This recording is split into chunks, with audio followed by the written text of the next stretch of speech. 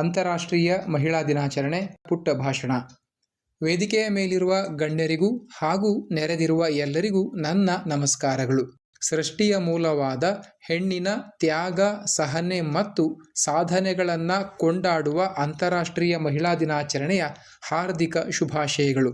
ಇಂದಿನ ಈ ಸಡಗರದ ಆಚರಣೆಯ ಹಿಂದೆ ಸಮಾನತೆ ಮತ್ತು ಹಕ್ಕುಗಳಿಗಾಗಿ ಹೋರಾಡಿದ ಮಹಿಳೆಯರ ಸುದೀರ್ಘ ಇತಿಹಾಸವಿದೆ. 1908ರ ನ್ಯೂಯಾರ್ಕ್ ಧಾರ್ಮಿಕ ಮಹಿಳೆಯರ ಚಳುವಳಿಯ ಸ್ಮರಣಾರ್ಥವಾಗಿ ಹಾಗೂ 1910ರ ಅಂತಾರಾಷ್ಟ್ರೀಯ ನಿರ್ಣಯದಂತೆ ಜಗತ್ತಿನಾದ್ಯಂತ ಮಾರ್ಚ್ 8ರಂದು ಮಹಿಳಾ ದಿನವು ಅಸ್ತಿತ್ವಕ್ಕೆ ಬಂತು.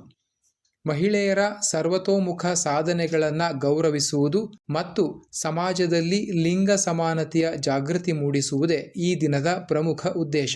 ಈ ಉದ್ದೇಶಕ್ಕಾಗಿ ಜಗತ್ತಿನಾದ್ಯಂತ ಜಾಗೃತಿ ಕಾರ್ಯಕ್ರಮಗಳನ್ನು ಆಯೋಜಿಸಿ ವಿವಿಧ ಕ್ಷೇತ್ರಗಳ ಸಾಧಕ ಮಹಿಳೆಯರನ್ನು ಸನ್ಮಾನಿಸುವ ಮೂಲಕ ಅರ್ಥಪೂರ್ಣವಾಗಿ ಮಹಿಳಾ ದಿನವನ್ನು ಆಚರಿಸಲಾಗುತ್ತದೆ. ನಮ್ಮ ಭಾರತೀಯ ನೆಲೆಯಲ್ಲಿ ಯತ್ರ ನಾರ್ಯಸ್ತು ಪೂಜ್ಯಂತೆ ರಮಂತೆ ತತ್ರ ದೇವತಾಃ ಎನ್ನುತ್ತಾ ಪ್ರಾಚೀನ ಕಾಲದಿಂದಲೂ ಮಹಿಳೆಗೆ ಅತ್ಯುನ್ನತ ಸ್ಥಾನ ನೀಡಲಾಗಿದೆ. ಪ್ರಸ್ತುತ ದಿನಗಳಲ್ಲೂ ಭಾರತೀಯ ಮಹಿಳೆಯರು ರಕ್ಷಣೆ, ಬಾಹ್ಯಾಕಾಶ, ಕ್ರೀಡೆ ಸೇರಿದಂತೆ ಎಲ್ಲ ಕ್ಷೇತ್ರಗಳಲ್ಲೂ ಅಪ್ರತಿಮ ಸಾಧನೆ ಮಾಡುತ್ತಿದ್ದಾರೆ.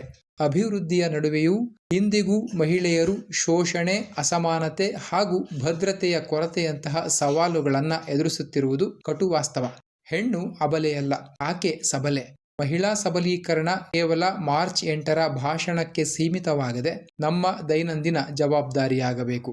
ಹೆಣ್ಣಿಗೆ ಕೇವಲ ಸಹಾನುಭೂತಿಯಲ್ಲ, ಸಮಾನ ಅವಕಾಶಗಳನ್ನು ನೀಡಿ ಪ್ರೋತ್ಸಾಹಿಸುವ ಮುಕ್ತ ಸಮಾಜವನ್ನ ನಾವೆಲ್ಲರೂ ನಿರ್ಮಿಸೋಣ ಎನ್ನುತ್ತಾ ನನ್ನ 2 ಮಾತುಗಳನ್ನು ಮುಗಿಸುತ್ತೇನೆ. ಜೈ ಹಿಂದ್, ಜೈ ಕರ್ನಾಟಕ ಮಾತೆ.